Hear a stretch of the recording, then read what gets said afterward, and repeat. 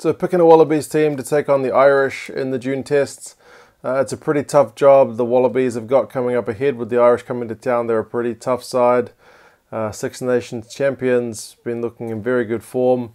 So the Wallabies are going to have to be up to the pretty much top of their game to get a victory, despite the fact that they're at home. It's arguably a tougher prospect than what the All Blacks are facing against the French and the South Africans against the English. So I've had a crack at a 23-man squad to take on the Irish. It's been changed a little bit with the James Slipper news recently. I had to pull him out, and I saw some news yesterday that Guinea is likely to be back playing next week, so that's a change as well. So yeah, I'll go through it, talk through some of my reasoning, and then you guys can let me know where you think I've gone wrong and where do you think kind of looks good. So, like I said, Slipper's absence means a few issues in the front row. So I've gone with Robertson, Fitzpatrick and Kepo, so it's an all Waratahs front row. I originally had Sio there, but if I'm bringing Robertson in, I figure I might as well play him next to the two Waratahs guys just to keep that chemistry going. I mean, I'd still be happy with Sio there if the coach thought the chemistry is not a big deal, that Sio adds something that Robertson doesn't have to start with. That's fine, but I got Sio on the bench. Yeah, like I said, just to keep these Waratahs guys together. Kepu, vastly experienced. I think he's got 91 caps for the Wallabies, so that's a good kind of rock to build on. Fitzpatrick, although uncapped, so at international level he's inexperienced. He's 28 years old. He's been around the block. I like to think the big stage is not going to be too frightening for him.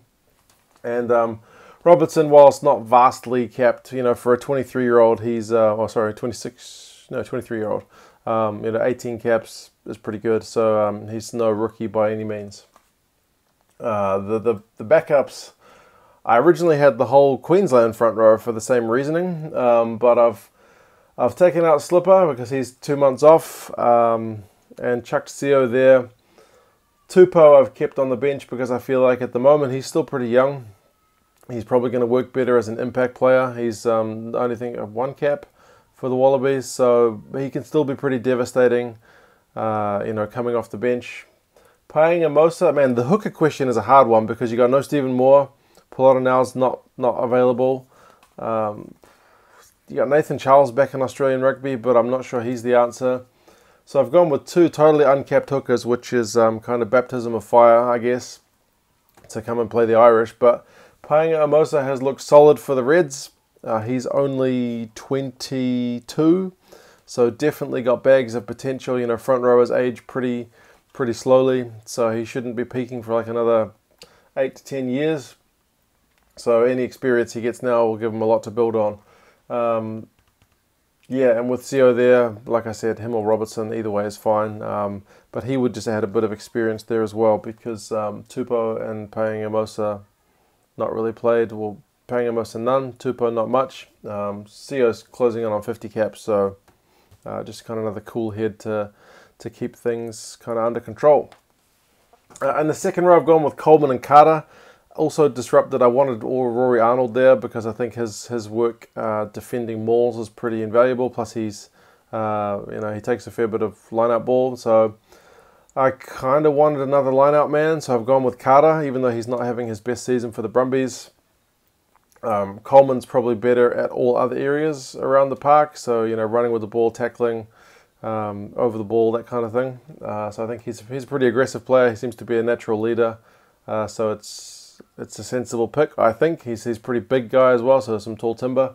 Carter's over 2 meters as well, so no slouch, although when you're taking out Rory Arnold, it's going to, subtract some height. I've gone with Isaac Rodder on the bench as well because he's also uncapped, but he's over 2 meters. He seems to be one of the kind of upcoming, locks in Aussie rugby. In terms of stats, he's putting good numbers in the right places, so I figure give him a try. Same deal, just to try and build some depth and see which guys can kind of take that step up from Super Rugby level to Test level. The back row, there's a lot of inexperience here, honestly. I keep saying this, I'm like a broken record. So Timu and Wells at 6 and 8, they're uncapped, but they've got Hooper, who's got 79 caps to kind of tell them where to go and what to do. Timu, he's only 24. He is among the top 5 forwards in tackle busts for Super Rugby this season, so I feel like he's going to add that punch that you need going forward. You know, while Hooper is a dynamic kind of flanker, he's not necessarily like a blindside who busts the ball over. He's more like a fetcher, if anything. He's just got a bit of gas to him. So, yeah, Timu brings something different from Hooper, and Wells just brings the tackles. Last time I checked, he was the top 10 in forwards for just tackles made. So against the Irish, they got a pretty strong attack. You're going to need someone to hold the line, and I figure he's the guy. Hooper makes a fair few tackles as well. So if you got Wells making the tackle and Hooper jumping over the ball, then once you turn it over, give it to Timu, who's going to bust it up. Seems like a pretty good combo to me. Plus Wells is pretty good in the line-out. 25 years old, Timu's 24, so not like throwing in a 19 or 20-year-old, but yeah, both being uncapped is still risky. I've put Guinea at 9 with the news that he's available. I had read that he was not going to be available, so I originally had Gordon here. But if Guinea is available, I think you take him. He's an experienced hand. He's been one of the stars of the number 9 jersey in Super Rugby this year. He makes the Rebels look a whole lot better when he's playing. And with Foley, he's probably got a bit of chemistry there because they've played a fair bit together. Foley is definitely the safe choice at 10. I'm not quite sure who else takes that jersey if it's not him. He seems to be the obvious and only choice. I think anyone else is going to be slightly risky. So whilst I've taken risks in other places, I've gone for a pretty safe choice in Foley. He's a safe pair of hands. Kicking's been pretty good this season. So yeah, see how he goes. Midfield, I've gone for Beale and Karevi. So I like the whole little man, big man combo. Beale, your playmaker with his little chips through, his runs, his playmaking ability. Karevi able to bust it up, and also his defense has gotten pretty improved anyway. So yeah, I think that adds kind of a double layer of threat. On the wings, I've gone for Rona, who I know he's been playing a lot of midfield stuff recently. He's not vastly experienced in the Wallabies jersey, but he's a big man, and he's able to create plays as well. So I feel like, I mean, at international level, maybe he's going to get exposed on the wing defensively, but going forward, I think he's going to add some threat. The Waratahs definitely look better when he's got the ball in hand. And Jack Maddox, one of the rising stars of Aussie Rugby, he is only 21 and uncapped, so he is definitely a, I mean, I want to say risky, but if you're good enough, you're old enough. So he looks good enough, he's got gas, he seems to have smarts, he's good under the high ball. The guy seems pretty versatile, that he can play on the wing, fullback, and wants to play 10. So yeah, I think just give him a try. See how he goes. Hopefully he's up for the occasion. He doesn't seem like the kind of guy to kind of shirk under pressure.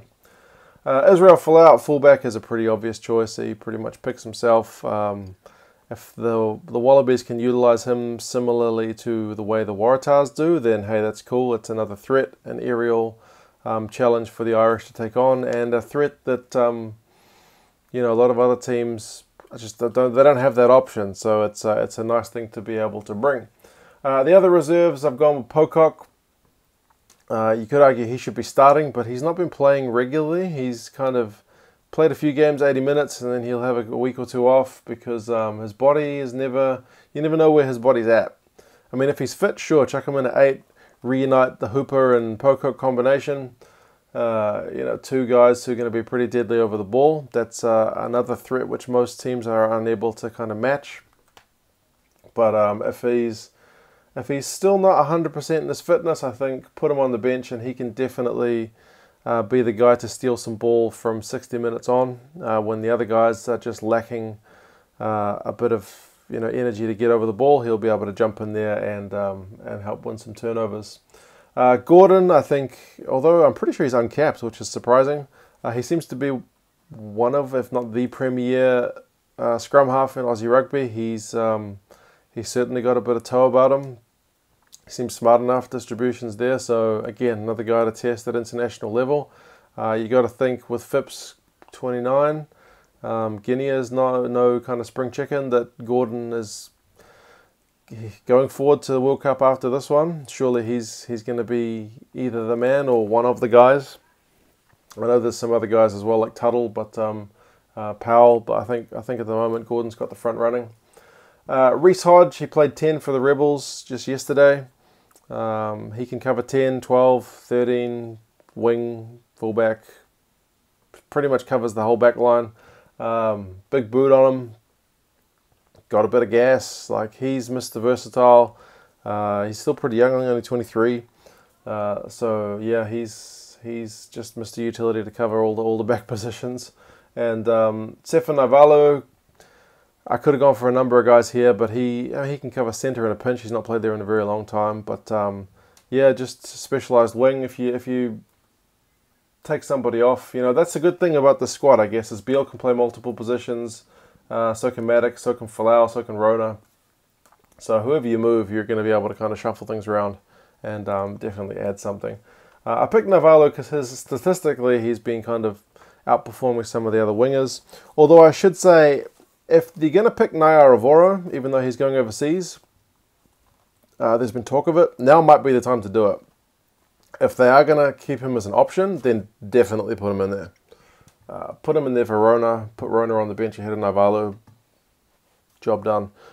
He's having a great season, so if Cheika definitely wants to win now and not worry too much about building for the future, then yeah, just play Naiyaravoro. I would happily agree with that.